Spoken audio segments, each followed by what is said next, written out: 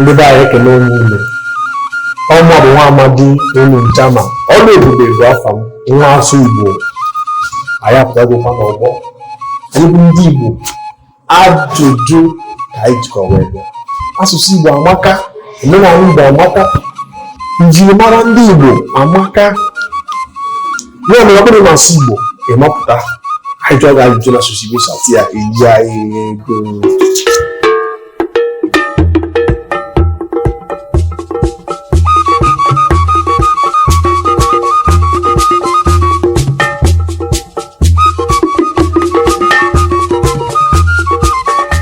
Ụtụtụ ọma. Good morning. Ụtụtụ ọma so. Ụtụtụ ọma. Afa m bụ ọlụ ebube nke maka ngụwa. Okay, afa m bụ Amanda. Amanda cheka m si ya azụ. Ya nwere moto ọfụma. Amanda m ga-ajụ gị onye bekee bụ? I'm from Afikpo. Amanda so onye Igbo nụ. Okay. Abụ m onye Afikpo. Ịbụ onye Afikpo North. Amanda m ga-ajụ gị ajụjụ Igbo ọ bụrụ na ịsa ata ya ọfụma ili ya 1,000 ịsa atakwa n'ofu anyị eke ya ịbụọ. Okay. Ịsa atakwa n'ụchacha anyị jiri ego anyị ego ama nsekwa okwu ọgbakwa m ịzọbịa azọ ịkwetara ịma nzi ego azọ na ọ bụla ịsatala ya ngwa jide ke na nna asụrụ gị Igbo na-asị m na nwa Amanda gịnị bụ congratulation n'asụsụ Igbo?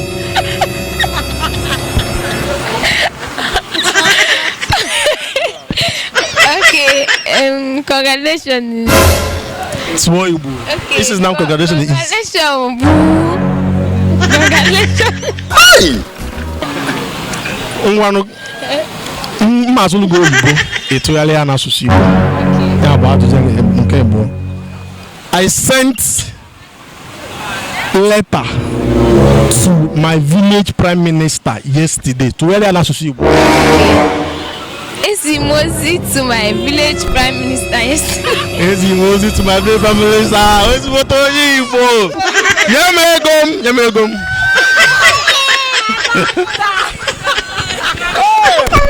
Gịnị bụ leopard n'asụsụ Igbo? Anụ a na-akpọ leopard gịnị bụ afịa n'asụsụ Igbo? Emalia.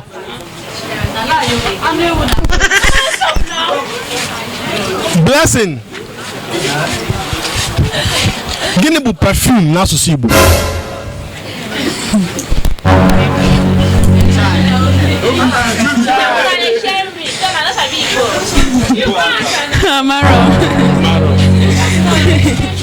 Ngwajide. Esther Chukwu. Gịnị bụ congratulations n'asụsụ Igbo? Congratulations n'asụsụ Igbo ka m si ghọta ọ bụ imere ọfụma n'ihe ime. Imere ọfụma n'ihe ime. Onye Igbo ka ị bụ ị na-agbakwa Igbo ọsọ. Nwa ntụgharị okwu a nchọrọ ikwu na n'asụsụ Igbo. I sent letter to our village prime minister yesterday. Gbanwee ya n'asụsụ Igbo. Ka m sikwa ghọta ya. Ezigara m edemede leta.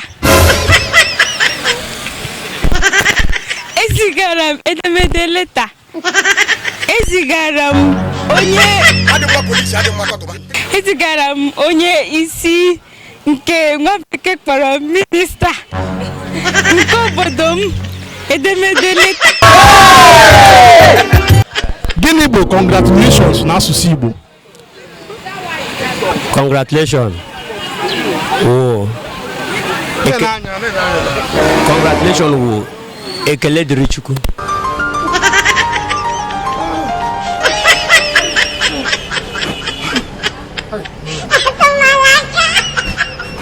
Chikodiri m ga-asụ ego Oyibo ịgbanwe ya n'asụsụ Igbo.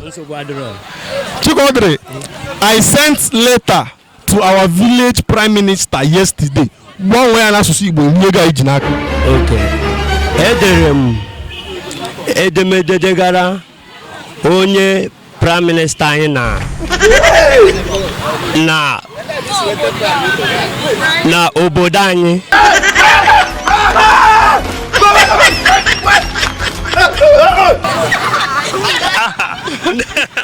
Hola, cosa está. Subaku Igbo, one. Subaku Igbo, one. Unem Subaku Igbo, one. England fans fought yesterday at Wembley Stadium. But we are not Asusu Igbo. England fans fought yesterday at Wembley Stadium. Ndị otu England, ndị na-akwanye England nọrọ ọgụ ụnyaahụ ka a gbara bọọlụ na stadium. Enyi Igbo, ụfọdụ ofu. Gịnị bụ congratulations na Asusu Igbo? Ihe ọ pụtara na Asusu Igbo bụ ndewo imeela. Ndewo imeela.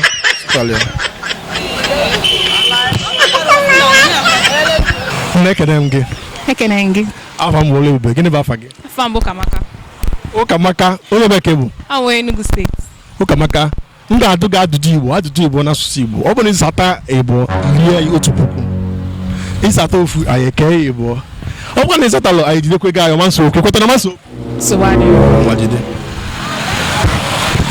Ụkamaka, gịnị bụ congratulations n'asụsụ Igbo? I mere nke ọma. I mere nke ọma. Ọ gịnị ọfịara alụ? Ụkamaka, ka m sụọlụ gị oyibo. Ịgbanwee ya n'asụsụ Igbo. Elie anyị ego. I sent letter to my village prime minister yesterday. Tụgharịa ya n'asụsụ Igbo. Edere m leta degara prime minister. Edere m leta degara prime minister. Talk it again, say it again. I sent letter to my village prime minister yesterday. Gbanwee ya n'asụsụ Igbo. Edere m leta degara prime minister ụnyaahụ.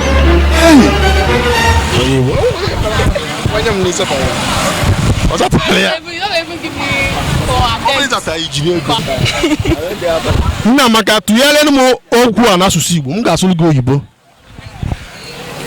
England fans fought yesterday at Wembley Stadium.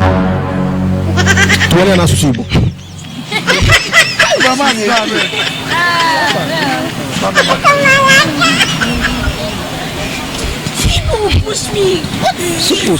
Supu. Ndị na-akwado ma ndị hụrụ ihe ndị England n'anya rụrụ ọgụ n'ụnyaahụ. Nke a ga ofu. Gịnị bụ congratulations n'asụsụ Igbo? Imeela ma ọ daalụ ma ndewo. Imeela ma ọ daalụ ma ndewo. O gosi na ịmalịa. Abịa n'ule ajọ ga-adụji inyebe anyị inye asịsa nke mbụ nye nke Igbo nye o gosi na ịmalịa. Ọ bụ na ikwu ofu kwuru na nke anwa ịma na enwetara ya. Daalụ o. Nakwa m ego na enwetara m nso okwu. Ọ zụtara ya. Abịa na nke congratulation ọ kwesịrị inyebe anyị karịa ofu asịsa. Ọ zụtara ya. Kọsalachi, gịnị bụ link n'asụsụ Igbo? Itinye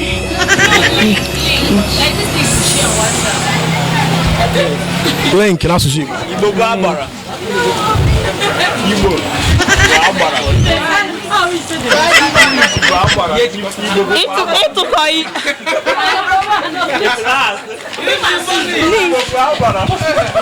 Bịa ịchọ ịmụta ya, ịchọ ime ya.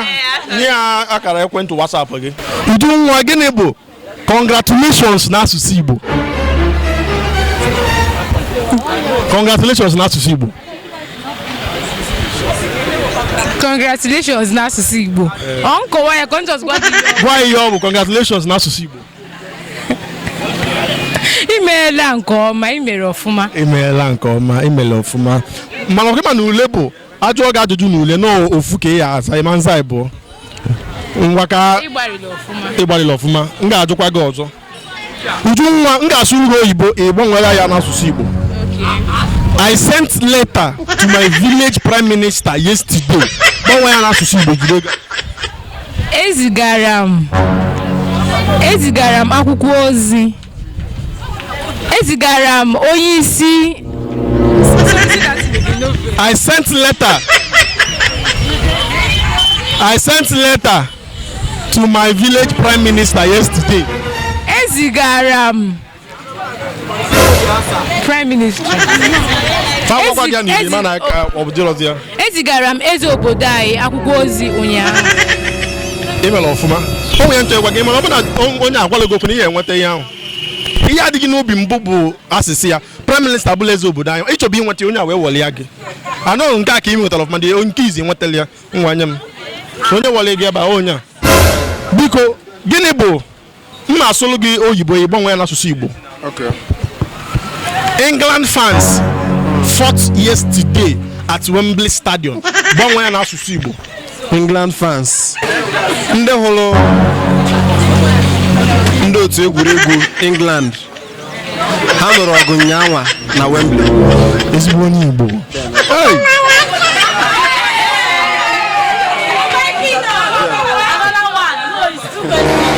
Ụfọdụ ofu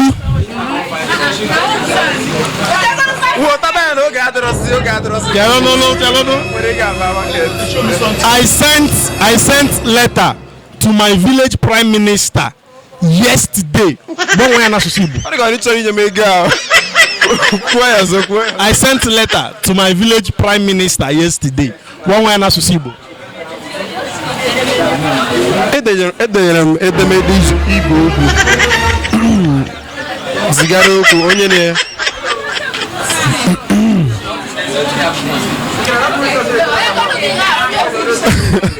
So what the question is? The question. Your voice was on you.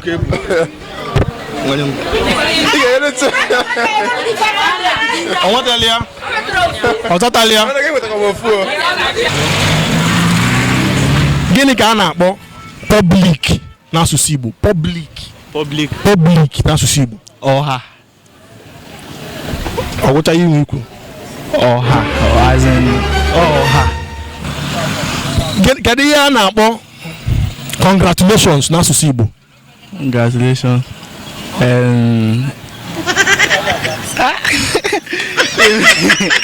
Congratulations. I don't know. Odogwu. Gịnị ka a na-akpọ congratulations n'asụsụ Igbo? Congratulations.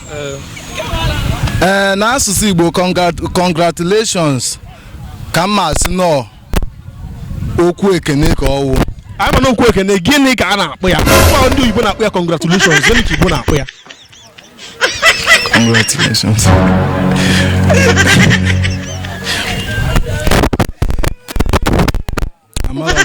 Alụ nwoke m. Nwa m gịnị ka a na-akpọ public? Achọrọ m ka ilie m ego. Gịnị ka a na-akpọ public n'asụsụ Igbo? Public. Ịzati ya ilie m ego. Public. Nsogbu adịrọ. Public wee ebe ndị ọha zukọ na Odogwu. Enwetala ya o. Gịnị bụ afa nwunye igwe n'asụsụ Igbo? Lolo.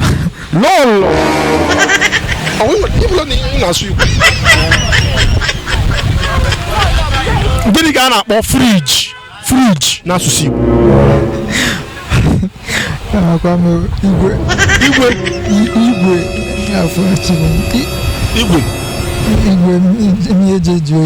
Igwe ihe eji oyi onye Igbo. Ịzatalia? Ọ dị m onye ihe bụ nwunye igwe n'asụsụ Igbo ma. Nwanne subakwa Igbo ọnụ. Subakwa Igbo. Diọkpa subakwa Igbo nwanne. Subakwa Igbo nwanne. Nwunye m subakwa Igbo ọnụ. Subakwa Igbo. Oge Chukwu, m ga-ajụ gị ajụjụ dị mfe nchọ ka ịzata ya. Nchọ ka ilie ego a. Gịnị ka a na-akpọ public n'asụsụ Igbo? Public n'asụsụ Igbo. Ewenyiwa amarọkwa m ihe ahụ. Mara public. Gịnị ka a na-akpọ politics n'asụsụ Igbo? Ofela alụ politics ilie ka iji. Amarọkwa m ihe ahụ. Nwa nsogbu adịrọ. Gịnị ka a na-akpọ politics n'asụsụ Igbo?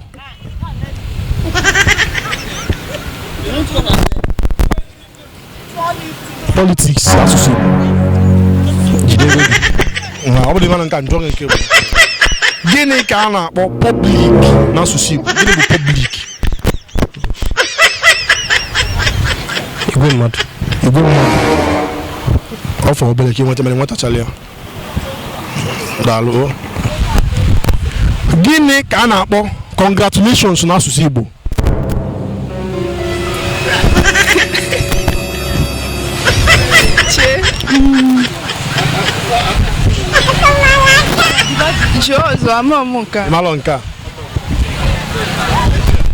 You are wicked. Gbanwee ya n'asụsụ Igbo. You are wicked. So ya n'asụsụ Igbo. You are wicked. Inwe obi ọjọọ. Inwe obi ọjọọ. Ị ma ihe ma iji daa ya, iji ekwe ihe nọ n'ilo. Ọ bụrụ na ikwu nke adịghị n'obi, ike anyị nweta ya. Ịdali ya. Ọ bụrụ ofu ekita. Ịdali ya. Ọ dali ya.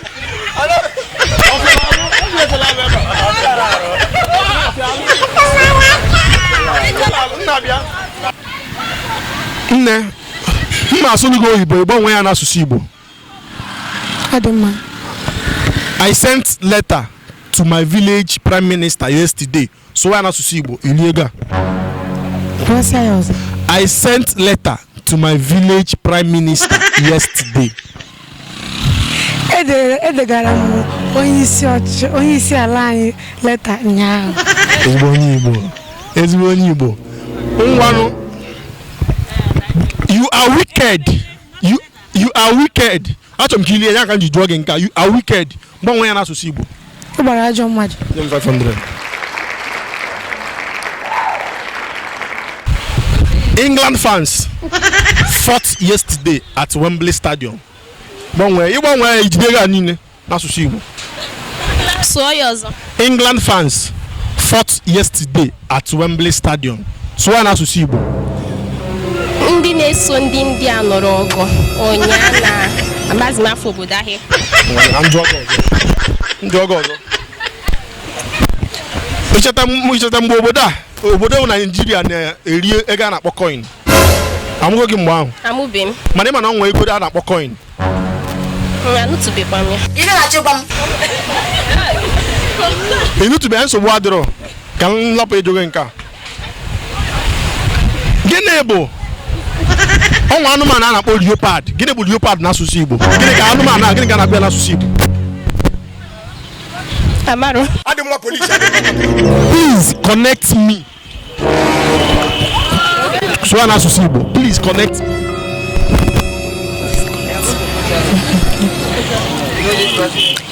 Biko ranye m. Biko ranye m. Onye Igbo. Ofofu. You are wicked. Ịzagburu mgbe ị na-ebe ni. You are wicked. Zaa n'asụsụ Igbo. Ịdị arụrụ ana. Ịdị arụrụ ana. Onye Igbo onye m na-esatala ya. Nwere nke sata. England fans fought yesterday at Wembley Stadium. Tuyali ya n'asụsụ Igbo. Repeat. Come again. England fans fought yesterday at Wembley Stadium.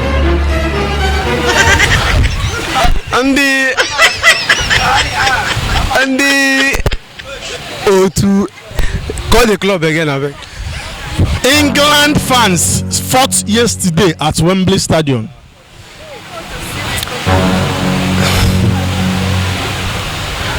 Ndi enyi avec on Jomos avec. Come down. Ọkwicheta mgbe obodo Naijiria na-eli ego a na-akpọ coin. Gịnị bụ coin n'asụsụ Igbo?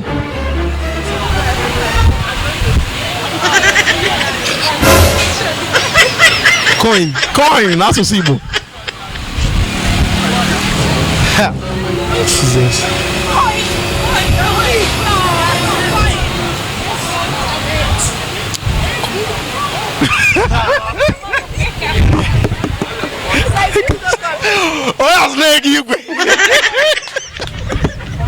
Gịnị bụ politics n'asụsụ Igbo?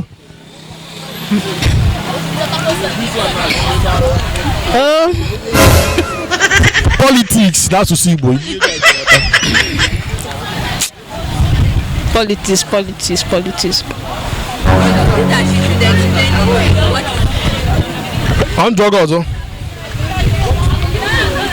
Njọgọ ọzọ.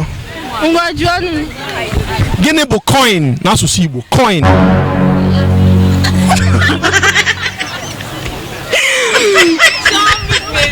Coin.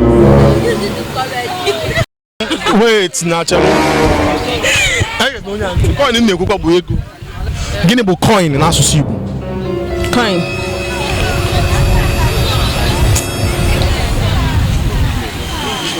Ego now. Adị mma polisi, adị mma kọtụma. Were mmadụ ma ọgwa ka nri ego were ego gị. Ihe ndị a m ga-ekwu ugbu a bụ asịsa ajụjụ niile anyị jụrụ tata. Maka ndị anyị jụrụ politiks n'Igbo bụ ndọrọ ndọrọ maọbụ ịkpọ ya ndọrọ ndọrọ ọchịchị, ọ ya bụ politiks. Maka ndị anyị jụrụ link n'Igbo bụ njikọ ijikọta ihe, njikọ, ọ ya bụ link. Maka ndị anyị jụrụ congratulations n'asụsụ Igbo bụ daalụ. Maka ndị anyị jụrụ onye bụ nwunye igwe n'asụsụ Igbo, ọtụtụ ndị mmadụ kpọrọ ya lọlọ, mana ọ bụla lọlọ abụrụ nwunye igwe n'asụsụ Igbo. Nwunye igwe n'asụsụ Igbo afọ ya bụ ugo eze, nya queen, nke ndị Igbo na-akpọ queen, na ife ndị Igbo anyị na-akpọ ya bụ ugo eze. Ka anyị na-agakwa n'ilu. Maka ndị asị ha gbanwee okwu nke a, you are wicked n'asụsụ Igbo. Ihe ọ pụtara bụ na ịgbara ajọ mmadụ. Wickedness bụ ịgba ajọ n'asụsụ Igbo be anyị. Maka ndị a jụrụ sifa tụgharịa asụsụ dị na original copy collected by me, nke pụtara n'asụsụ be anyị oyiru nke ezigbo bụ mụnwa natara ya. Ndị anyị jụrụ say please connect me, ha tụgharịa n'asụsụ Igbo, ihe ọ pụtara bụ biko jikọọ m, onye bụ ihe ọ pụtara n'asụsụ be anyị. Maka ndị anyị jụrụ anyị si agbanwe okwu dị na I sent a letter to my village prime minister yesterday. Ihe ọ pụtara n'asụsụ Igbo bụ ezigara m onowu obodo m akwụkwọ ozi.